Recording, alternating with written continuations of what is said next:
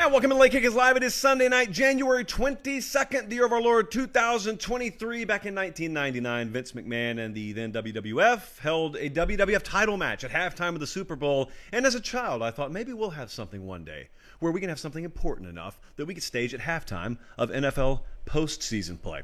Well, here we are, Niners and Cowboys sitting at halftime, and we have a lot of college football to talk about. We're jam-packed. We're high atop a heated, appropriately so, downtown Nashville, Tennessee. They're lying to you about star ratings again. Recruiting, and a lot of guys in the NFL playoffs right now that have lower star ratings coming out of high school. Is the entire industry a sham? Well, of course it's not. I will explain momentarily. Job openings, yeah, got some of those, but we've got job approval numbers to talk about tonight. 4 more coaches, and we have a very, very wide range of job approval numbers that have gone out so far. A lot of folks are strangely polarized on Deion Sanders. Yeah, we're going to do one of those segments, by the way. And this particular segment is going to be beneficial to you either way. Either you're interested in Deion Sanders or you couldn't care less about Deion Sanders, in which case we are answering a question from someone who asks why we keep talking about Deion Sanders. So we're going to hit that. 5 more bold predictions from August. Got some good ones tonight. They're watching us in Thompson Station, a lovely couple, well-managed couple, if you will, tuned in from Thompson Station, Tennessee, Madison, Wisconsin, Vans Valley, Georgia, Jonesboro, Arkansas. Let's dive into the show. Very much a hurry-up we're running on the show tonight. We had a question about star ratings. Rarely do we lead the show off with questions, but I want to show you a question we got earlier today, and then I want to respond accordingly. So George Washington Tarver hits us up and says, how do people like you claim star rankings are the end-all be-all, but former 2 stars and 3 stars like Brock Purdy and Joe Burrow are in the NFL playoffs? Well, you notice the wording there, the end-all be-all. I will tell you something, George Washington Tarver. I'm not quite sure if we added all of our paychecks here together how much it would equal, but we are willing to do that. I didn't even clear this with Jesse or Colin, but I have the freedom to speak for them. That's how laws work. So their paycheck and my paycheck, we're going to pool it all together, and we will give you our next paycheck. If you ever find evidence anywhere of me saying star rankings are the end-all, be-all. That's not ever what I've said. What I have said is they matter because, yes, talent matters, and trying to evaluate that talent, trying to properly rate that talent is not the easiest practice in the world, which I think is common sense, but it's not common sense. So let me tell you, we're in that weird area right now. It happens every NFL playoff season where somebody that lacks the imagination to create their own content goes out there and they look at all the players in the playoffs, and then they go back to high school and they aggregate their star rankings out of high school, and then of course they filter out the ones that were highly rated and they show you the ones that weren't as highly rated, and they use that as evidence that the recruiting industry is a sham. Star ratings, it's just a crapshoot. Blah, blah, blah. So I'm not going to go down the road of telling you how I interpret star ratings. I will. It's not a long road. It's just basically a here and now snapshot of a player using all of the available criteria, metrics, etc. There's no way to know what the psyche val on that player would be. There's no way to know how he's going to acclimate to college life. There's no way to know if he doesn't have a 6.5-inch growth spurt coming his sophomore year. You just have the information at hand, and you try to put as good a rating on it as possible. I'm going to break some news to you tonight. Not all kids have physically plateaued when they're 11th and 12th graders. The J.J. Watt protocol, in other words. But anyway, properly interpreting the value of star ratings has always required 2 things that are preciously lacking this time of year, and that is nuance and context. The thing about nuance and context is those don't really fit on those gotcha graphics that a lot of people like to put out there to try and prove to you that, oh, star rankings don't mean anything. Well, they do. They just don't mean everything. And they're not complete, and they're not scientific. So I found it interesting, if you looked at the tweet we just got, that Joe Burrow was mentioned. I could pick any of a number of these guys, but let me just, for the sake of argument and time tonight, let me take Joe Burrow. Very, very classic case study here. So what are we talking about? The allegation, to be clear, is since Joe Burrow's destroying it in the NFL, and he was only rated a 4-star, by the way, he wasn't a 3-star. He was only rated a 4-star. The recruiting industry whiffed, right? And everyone can see that. The recruiting industry whiffed. Well, I want to take you through an exercise right quick. Everyone is free to participate. I want to use Joe Burrow. Let's use Joe Burrow as the example, okay? He was a 4-star coming out of high school. That's in the class of 2015. I'm not even going to make you do what the folks in the recruiting industry had to do, and that was put a star rating and a grade on him coming out of high school. I'm going to give you the benefit of 3 more years. So you don't have to do what the Wiltfongs of the world had to do. You can wait through 2015 and 16 and 17, and you can even watch his full 2018 season, and then I want you to grade him. So let's recap what happened there. He went to Ohio State. He transferred from Ohio State to LSU, and now he's got a full year starting under his belt at LSU, where he was a 57% completion percentage guy, I think 16-5 touchdown to INT in 2018. Got shut out by Bama. They didn't score a point against Bama that year. The current situation is it's the end of the 2018 college football season. I want you, at that point, to star rate Joe Burrow. I want any NFL GM out there at that point to star rate Joe Burrow. I dare you to tell me you're putting anything more than a 4-star rating on him after 3 additional years of inventory at your disposal, of a resume at your disposal.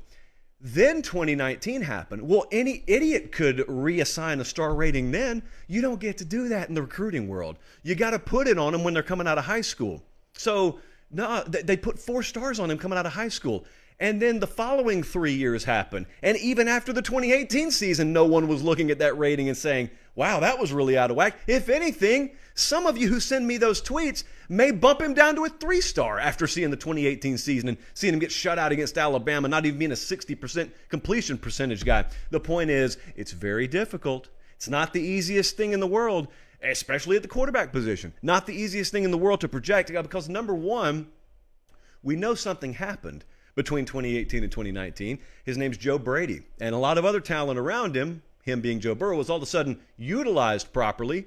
And the reins were handed over to a very competent offensive mind that came to Baton Rouge by way of New Orleans, and they blew up college football in 2019.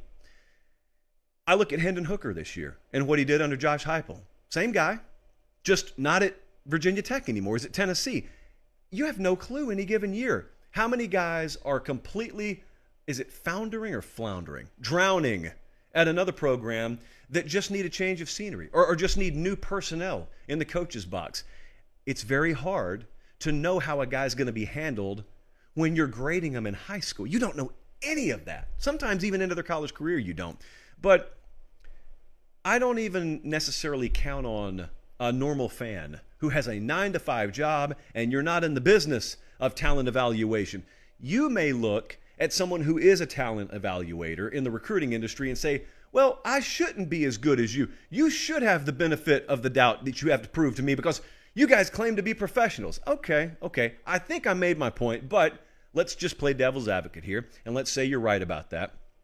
I want to talk to another group of folks for a second because those are NFL general managers that I want to talk to. I want to talk to NFL scouts. NFL scouts, general managers.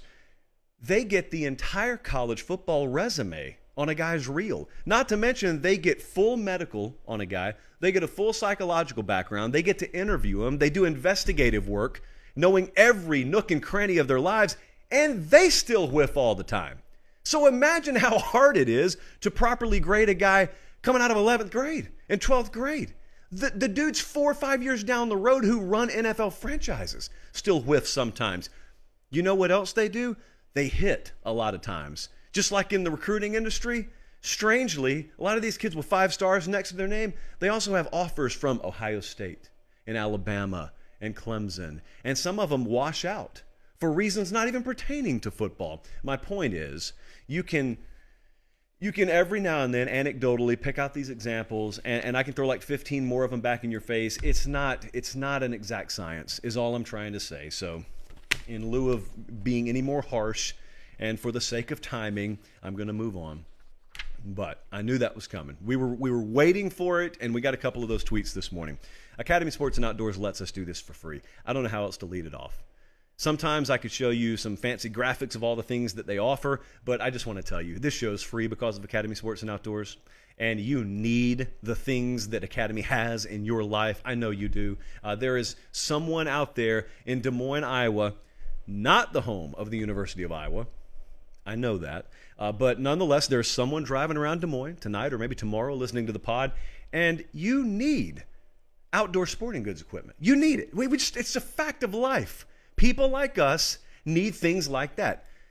And so I simply ask you to consider Academy Sports and Outdoors in making your purchasing decisions. And if you can't get there in person, academy.com online got you hooked up. And not just with product, they've got you hooked up with having the right products, and then also making sure that we can do shows like this. They don't even make us stop. I want to also reiterate this. Sometimes you get seasonal partnerships with brands, but then they get to maybe the end of a football season and they say, we'll see you next football season.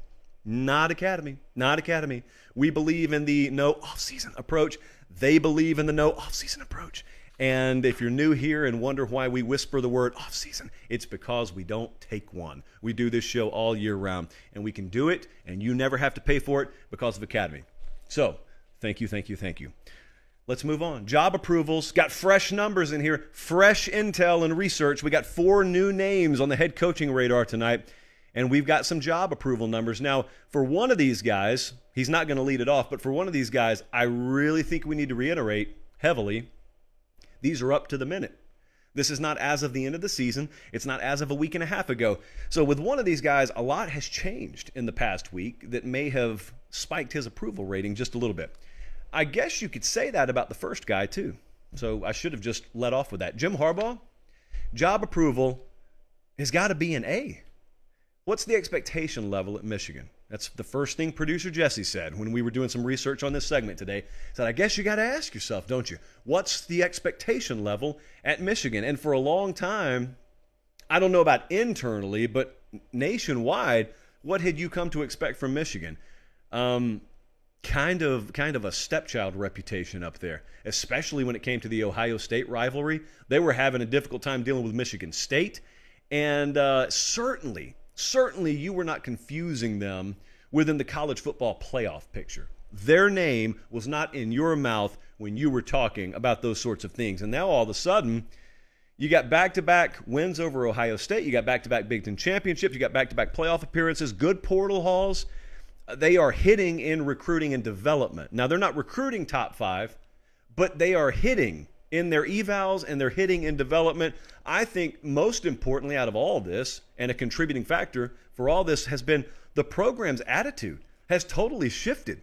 Like Michigan, when I watch them now, number one, they're expected to win. Number two, they expect to win. And for 2 years in a row now, I've stood on the sideline at the Michigan-Ohio State game, and I've watched them be the aggressor.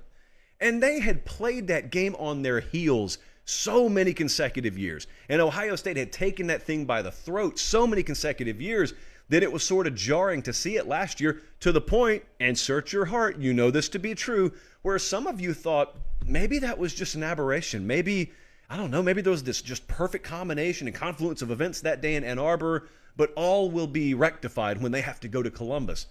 They went to Columbus and did the same thing.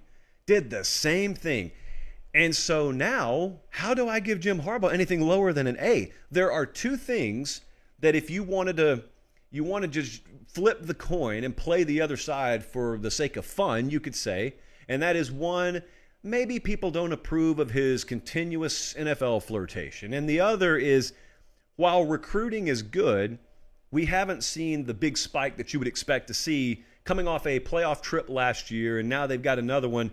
And recruiting's not bad. It's not bad. And when you're hitting on all your evals like they are, you don't necessarily have to recruit in the top 5. But this is nitpicking. This is not even my personal feel. This is just, if you were to nitpick this and say, oh, it shouldn't be an A, it should be a B+, I guess that's what you would have to say. Outside of that, they are rolling right now. So I'm giving Jim Harbaugh an A. Next up, more good news. Brian Kelly at LSU. Brian Kelly is an A man as well. And I've had several recollections recently of the fact that there were 7th place predictions for LSU in the SEC West in the preseason. I don't think that was the official media stance at media days or anything like that, but you guys have taken it upon yourselves to remind me in my mentions there were a lot of folks who were saying sixth at best, maybe even last, because the SEC West was going to be such a meat grinder, which I don't know. I mean, you could make the argument it kind of was. I could also make the argument it was down a little bit this year. It wasn't down enough for a bad team to win it, though.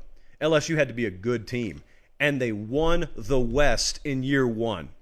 They are a team that finished 12th in recruiting the past cycle, which is not a whole lot of Brian Kelly. They got Harold Perkins to come in there at the last minute. And don't overlook that. That guy overturned a couple of games for them this year, and now they're currently sitting 6th in this recruiting cycle. You know, that's that thing Brian Kelly can't do, by the way. The whole recruiting thing, that's what he can't do. He can't acclimate to LSU. He doesn't fit the culture, and he can't recruit in the South. 0 for 3 so far. Probably can't beat Alabama either, right? 0 for 4. So he's doing all that year one. It's almost like they haven't even gotten their feet under him. And they look really good. You would definitely call them ahead of schedule. Number one, by the way, the number one portal class in the country right now, after being number 3 a cycle ago.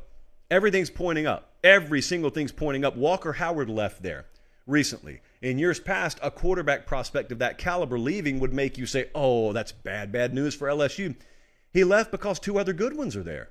So I don't know what more I could possibly be wanting from Brian Kelly this early in his tenure. I'm giving him an A. Man, maybe we should have mixed some more controversial names in here, because the next guy's getting an A-, and that is a long way away from Baton Rouge, Louisiana. What about Dan Lanning at Oregon? We go up to Eugene, Oregon. Dan Lanning, I'm giving him an A-. Remember the gut punch that was Mario Cristobal leaving Oregon? I think sometimes we tend to forget how we felt at the time something happened. This sport moves quick, and this is not the NFL. This is college football. So we've got dozens and dozens more names of head coaches and hundreds of assistant coaches and a bunch of players and programs, and it's just like drinking from a fire hose, to the point where when Cristobal left there, at the time, people looked, and it was a disaster for Oregon. And then they kept right on keeping on, because they brought the youngest head coach in FBS in at the time, in Dan Lanning from Georgia. Never been a head coach a day in his life. First time at this level, period. And what did they do? Well, they had a really good year. Remember, we're basing this off a foundation of what the expectation level is. So I'll give you the bad part first. That Georgia game in week 1, hey, they didn't get blown out as bad as the national championship participant TCU Horned Frogs did. I guess we have to add that caveat in there now. But the Georgia game notwithstanding, they lost a couple of close games to Washington and Oregon State. You're never getting an A+ job approval rating at Oregon if you're losing those games. So if we're gonna chip away a little bit at the veneer, okay, there's that. But what was the biggest fear? The biggest fear when Mario Cristobal left Oregon had nothing to do with Oregon State or Washington. It wasn't even on the field necessarily. People were terrified recruiting was about to drop off, because Mario Cristobal had totally elevated the recruiting operation there. And it hasn't fallen off. So the biggest fear has not been realized. That is subsided. And they're right now recruiting very well. When you combine what they're doing in recruiting with what they're doing in the transfer portal, talent acquisition is not an issue. It's not a worry for them. And so in lieu of that, man, they kept Bo Nix there. They had as good a quarterback play last year as you've seen from them in several years. The losses they did have were very close. Nix was a little bit banged up. Frankly, to me, one of the most impressive games they had this year was the Utah game, where they ended up winning a close game, and we're going in that week thinking Bo Nix may not even play. I mean, they had a lot of guys banged up. My point there is, you don't always have to win the conference championship, especially in year 1 of a head coach, to get an A- or an A+ grade. Relative to expectation, 1 year into the Dan Lanning tenure, I think they've exceeded it, and so I'm giving them an A-. Now, here's the most interesting name. This is the one I was talking about when we came into the segment a few minutes ago. What kind of job approval rating would you give Dabo Swinney at Clemson? And as I am about to give you my grade, when we talk about what the expectation level is at a program, have we redefined the expectation at Clemson? So, for example, since Dabo's been there a long time, you could easily compare him to Saban.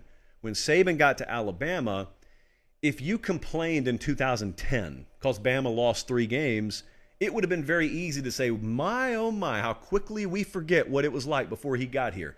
Because Saban had only been there like 3 years at that point. Or 4 years, whatever it is.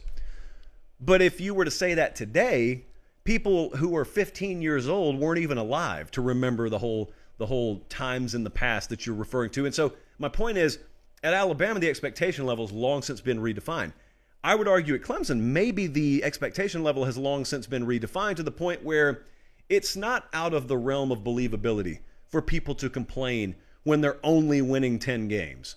That's the new Clemson. That's the new standard there. I know it's aggravating for a guy like Dabo Swinney because he remembers those old days. For example, listen to this. These are wild stats, by the way.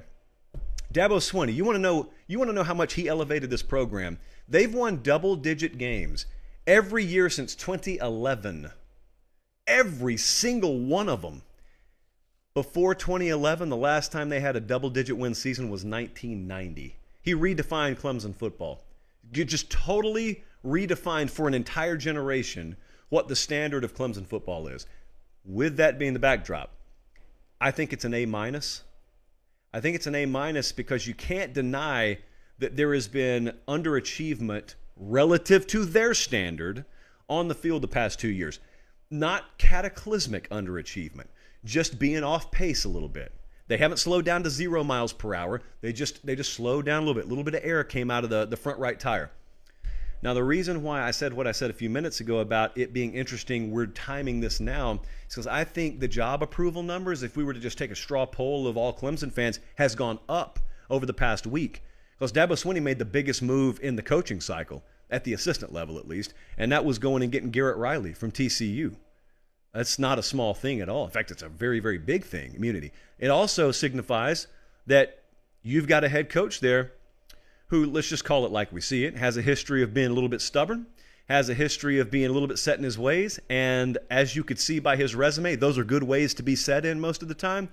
He admitted a mistake.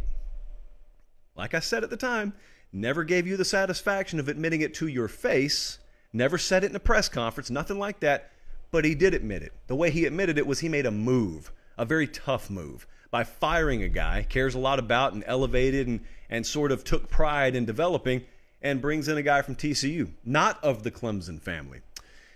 And so, man, that's crazy. Before 2011, their last double-digit win season was 1990, and now they've won double digits every year since 2011. So I'm going to give an A- to Dabo Swinney. Now, we just did Harbaugh, Kelly, Lanning, and Swinney. I never went below an A- for any of them.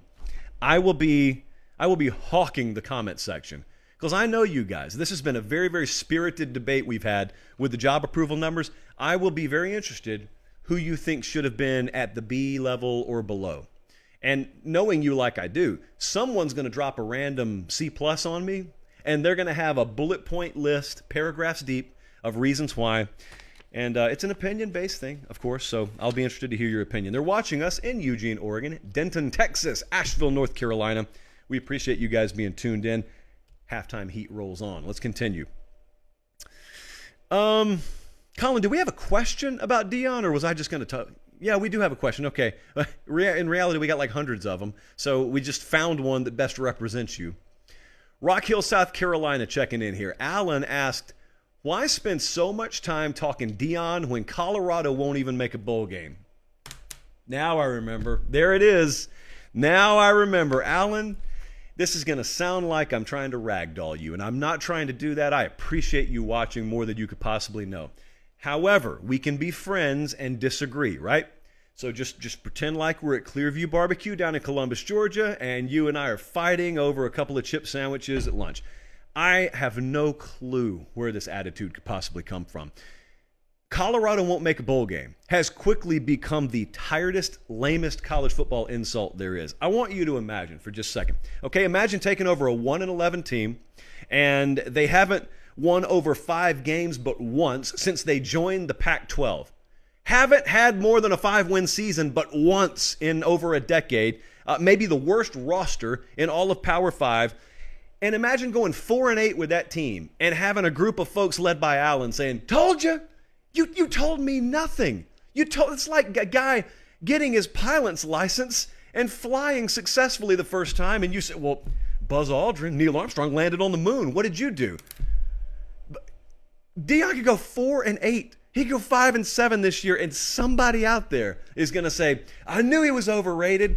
This is a badly broken scale, people, a terminally flawed scale. If you think bowl eligibility in year one is the proper metric with which to gauge whether success and improvement has happened at Colorado. I had Jesse go compile me, by the way, and I think you see it on the screen here.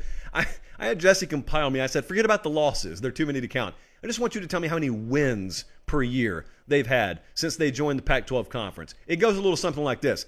5, 3, 1, 4, 2, 4, 10.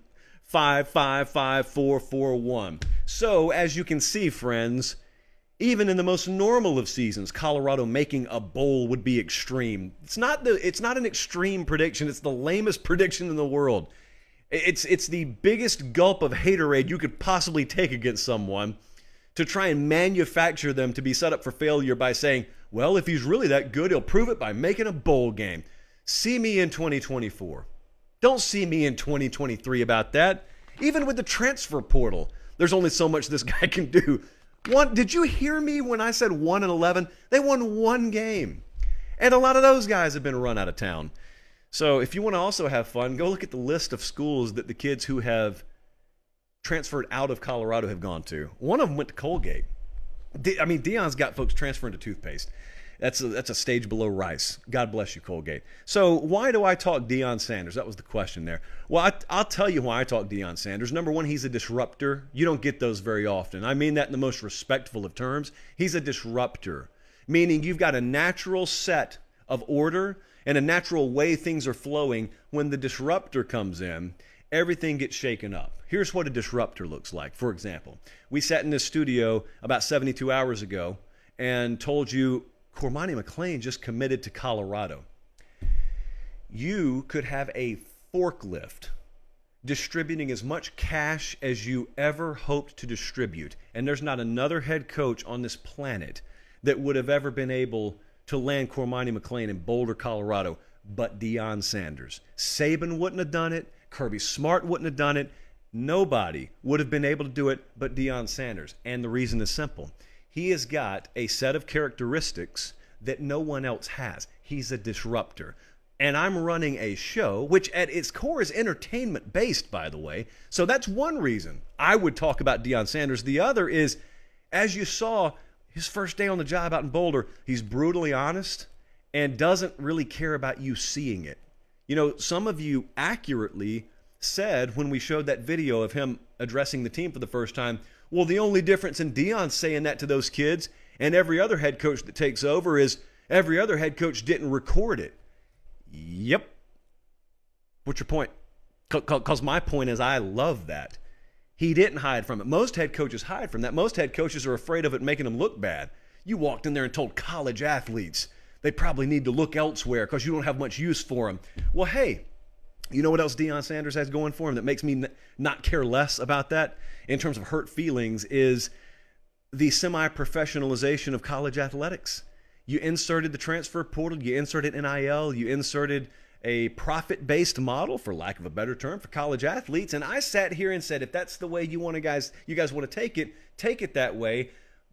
But you can't get the benefits of being an adult and avoid being treated like an adult. And so Deion walked in and treated him like an adult and said, camera crew, follow me.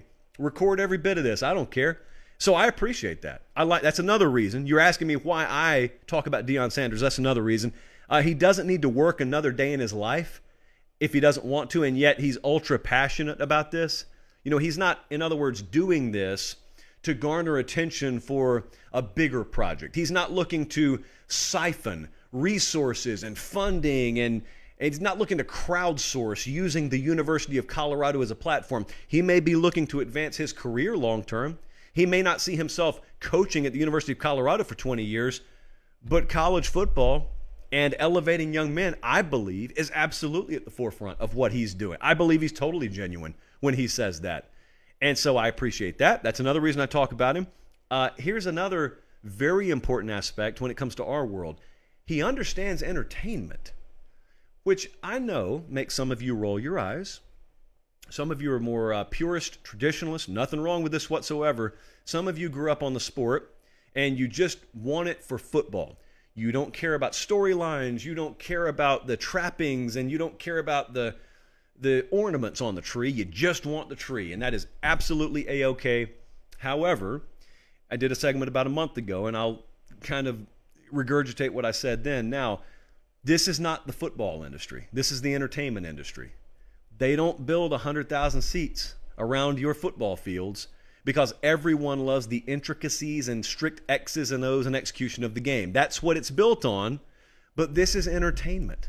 You get paid $8 million a year to be the head coach at fill-in-the-blank university because you, at the core of it all, are in the entertainment business. If it were about purely athletics and competition, you wouldn't make any more money or play in any bigger a venue than your local baseball coaches do or your lacrosse coaches do, because those are athletics too. Those are played at a high level too. It takes a ton of time and energy to be invested to be good in those too. Football's entertainment. Deion Sanders gets it. Now, at the core of what he does, he still wakes up at whatever time he wakes up every morning to get better in the arena of football, but also understands you package that in an entertainment-based model. And that's why you know about everything they do. You could be living in Bangor, Maine. If you're a college football fan or even have passing interest in it, that means you're plugged into the right social channels, you're watching the right broadcast. Deion Sanders is going to be present there because of the last reason. He's got a combination that only a few people have, and that is this combination of like magnetism and skill and, in his case, achievement, but charisma, just a raw interest factor that makes you a needle mover. And there just aren't many of those people. Needle movers, meaning they wake up in the morning and decide where they're going to go eat, and it's a story. I can't necessarily explain to you why that is. Why do people care about what certain people do in every aspect of their personal and private lives? I don't know that. Personally, I've never actually been someone who that appeals to. Deion happens to appeal to me because he's in the world of college football where I hang out, but it doesn't matter whether I understand it. It doesn't matter why it is. It just matters that it is, and he's one of those people. So you ask me why I talk about Deion Sanders? Those are reasons why I talk about him. And if I didn't really want to go through that whole spiel, I could have just told you the first time we talked about him was one of the higher traffic segments we've had all year. And then we did it again to make sure we didn't just happen to game the SEO. And we didn't. You clicked on it again. So these things have been validated by you, not by me. I could just yell this into the abyss and it doesn't matter. My follow-up as we move on here would be this. You ask me a question. How about I return it with a question, which is very unprofessional. Why wouldn't I talk about him? It's January. Why wouldn't I talk about him? Because I gave you 5 or 6 good reasons why. Why wouldn't I talk about Deion Sanders? Moving on. Bold predictions. We got 5 of them here. You guys have been on a roll lately. We issued the challenge in August. Bold prediction time. What would you bet your money on for this upcoming season? And I told you all the while, be responsible because we're going to revisit all these. Well, here we go. This one crashed and burned in a very ugly fashion, and I put a 9 on this one. So the first one has to do with a sack combination for Will Anderson and Dallas Turner. And Daniel said, Dallas, they're going to combine for 35 sacks for Bama. Well, let me spoil the ending for you. Bama as a team had 38 sacks this year. They had 57 in 2021. They led FBS in 2021. So they were well off pace this year. Let me further spoil the ending for you. Virtually every metric for Bama's defense was down this year. As for Will Anderson and Dallas Turner, the prediction was 35. They put 14 up. They didn't get halfway there. They had 26 last year, 14 this past year. So, no, that one, much like every prediction for the Alabama defense, woefully underachieved. I put a 9 on that one, and as it turns out, yes, it was a 9 on the boldness scale, at the very least, maybe 9.5. Next up, this one should have been higher than an 8. I don't know why I only put an 8 on this one. Michigan State wins the Big Ten East and wins the Big Ten. Michigan State finished 5-7 this year. Michigan State was never a threat in the East. They were never a threat in the Big Ten, and they were 3-6 in conference play. Now, that's part of the story, but as we have come to call the Nebraska protocol, a lot of protocols on the show tonight, what the Nebraska protocol in college football is yes, they went 3-6 in conference, but maybe it's misleading because maybe they weren't as bad as that sounds. Maybe they just lost a bunch of close games. Paper pop. These are the margins of defeat in conference losses for Michigan State this year. They lost by 27 to Minnesota, 14 to Maryland, 29 to Ohio State, 22 to Michigan, 8 to Indiana, overtime, and 19 to Penn State. Just not close. Just not a good football team. Couldn't run the ball to save their lives. And no, did not, as it turns out, win the Big Ten there in East Lansing. Nor did this one come anywhere close. This next one went pretty sideways too.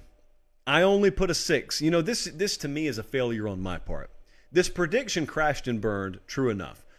But the fact that I only called this a 6 means that I failed as well. John said, in January, we will all look back and think, how did Jimbo take so long to pick a quarterback? This guy is amazing. The bold part, we'll be saying it no matter who wins the job. So the prediction here is essentially, it doesn't matter who the quarterback is for A&M, that quarterback will be amazing. We had Haynes King start at various points this year. We had Max Johnson start. We had Connor Wegman start.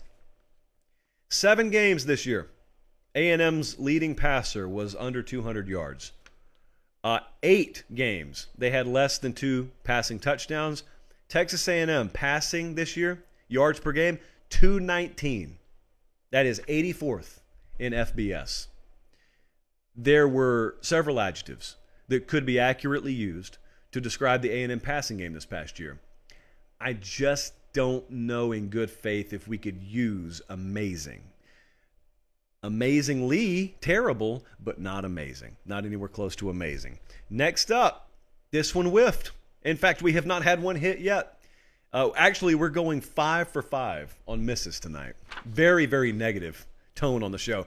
The prediction from Buckeye Nation was Ohio State will have the Davey O'Brien Award winner, the Doak Walker Award winner, and the Biletnikoff Award winner. So they're just going to sweep virtually all of the college football offensive awards lists. 0 for 3. They didn't win a single one. Now, I could tell you, if you wanted to argue that Marvin Harrison Jr. Should have gotten the Biletnikoff, I'm okay with that. I think Jalen Hyatt was really good too, so I don't have an issue, but at least Marvin Harrison Jr. was in the conversation for the Biletnikoff. C.J. Stroud got beat out by Caleb Williams for the O'Brien. What else did we have? We had Bijan Walker win the Doak, and that one wasn't really close. We had Brock Bowers win the Mackey. So not a single Ohio State player on that list there. This one whiffed entirely. I put a 9 on it. This was lofty. It was understandably lofty even when the prediction was made. And the last prediction here, just to complete the 0 for 5, Missouri. We had a prediction, very bold one, might I add, that Missouri will win 8 games. Missouri went 6-6. Now, in fairness, we predicted 5-7, so at least that was better. We're talking regular season, of course. They lost the bowl game, too, I think, so they went 6-7. But 6-6 was the regular season result. Having said that, unlike Michigan State, I can at least sit here and tell you they almost beat Georgia. They led Georgia by 2 possessions in the fourth quarter. They had one of the grossest, most horrific losses in the history of organized sports in the game at Auburn. You know how rarely we say should have won a game, and maybe I won't say it there, but that's the game. I want to say that's the game where the kid had a game-losing touchback, I think is the way it went, just trying to reach for the end zone. So we had that happen. We had the Georgia next week, by the way, the Georgia 26-22 loss. They lost by a possession to Florida. Overall, they had 4 SEC losses by 1 possession. Not that that's any consolation, but maybe it is just a little bit. So Missouri wins 8 games. That did not happen. May not happen this upcoming year. Drinkwitz has not been above that mark yet in his career in Columbia. How do you think Halftime Heat went, Jesse? I think pretty successful. Make sure, by the way, if you're tuned in on the way out, hit that thumbs up button for me and hit the subscribe button for me. If you're around in the Twitter sphere, you've seen a little back and forth between certain unmentionable public personalities in the world of college football and myself today. I was minding my own business, and all of a sudden, as is usually the case, our show's name found its way into other people's mouths. And you represented the brand quite well today, talking to you, not them. So appreciate that. Keep fighting the good fight. We will prevail in the end. For producer Jesse, for director Colin, I'm Josh Pate. We'll be back here same time Tuesday night. Until then, take care. Have a great start to your week, and God bless.